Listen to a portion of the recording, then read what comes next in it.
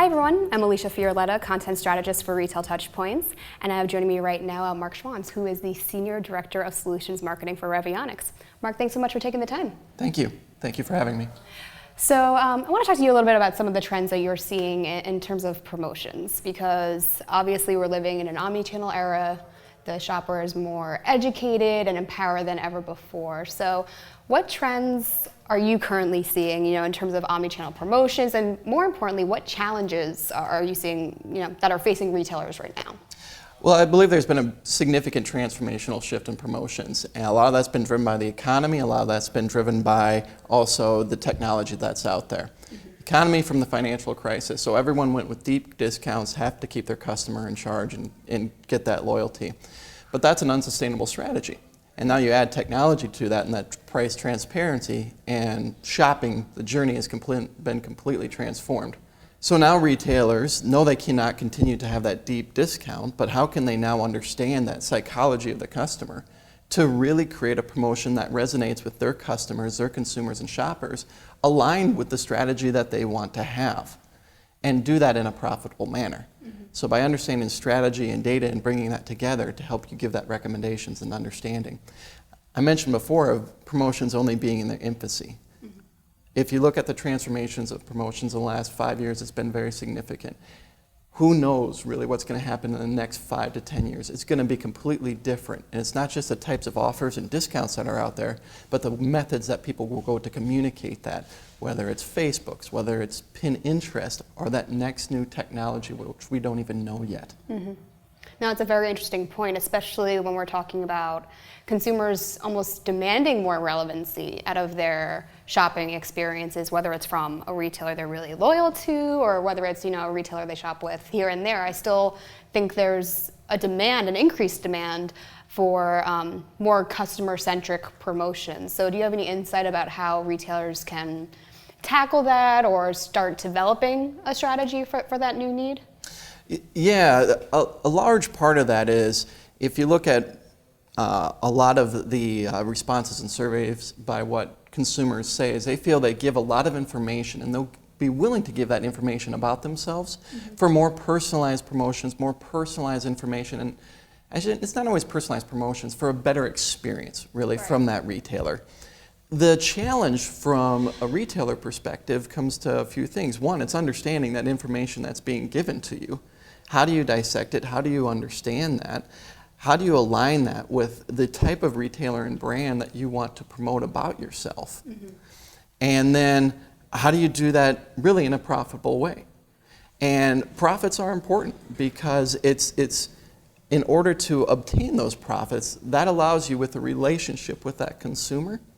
Yes, you're gaining more profits, but that allows you as a retailer then to continue to invest in what that consumer wants out of their side of the relationship. That's what that additional money can help do, whether that's additional promotions or whether that's just in transforming your entire experience from the retailer that you want to offer.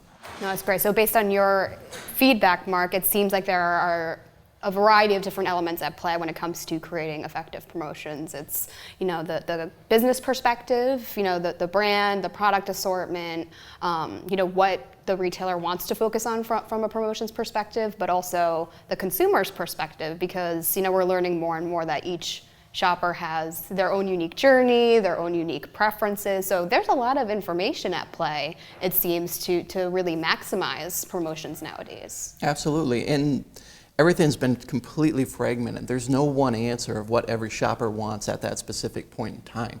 Sometimes it's a very emotional decision where you enjoy this product and you get a very emotional response for it, and you get a discount and it's an emotional response and you really love it.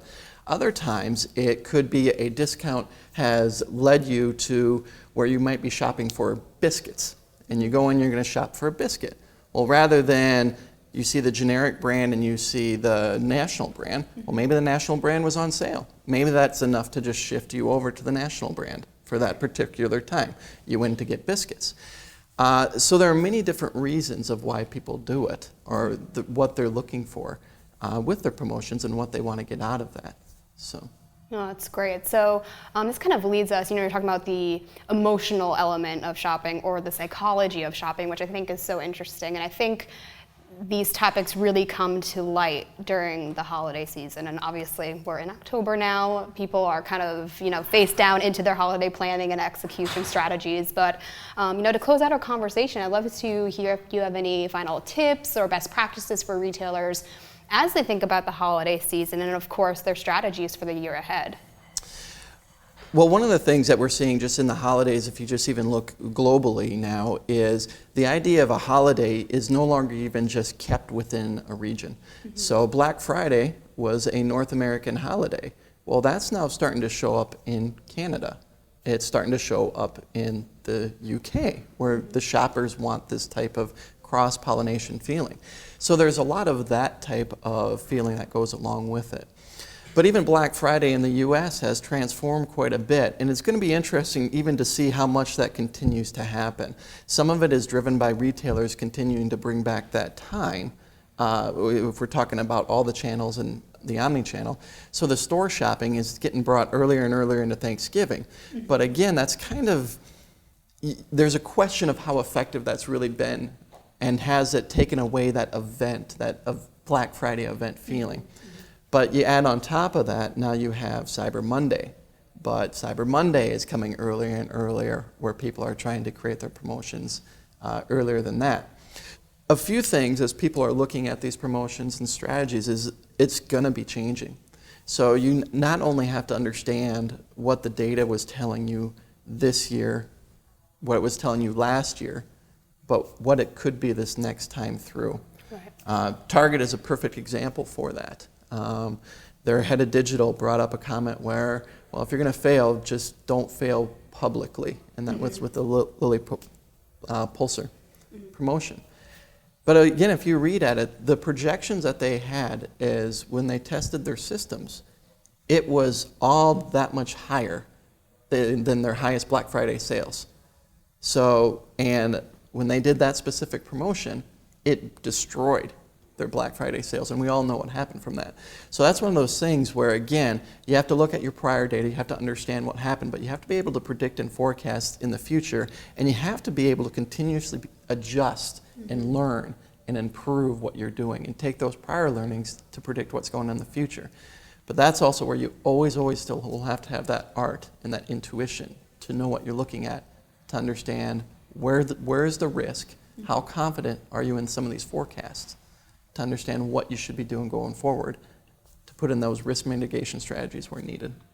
Oh, that's great, Mark. And I think you bring up a lot of great points, in terms of, using data to not only understand the consumer, but also make more intelligent and actionable decisions around pricing and promotions, and especially in this era when I feel like there are new trends emerging every day, and there are always new shifts happening in terms of customer preferences. So thank you again so much for taking the time out to speak with me today. It was a great pleasure.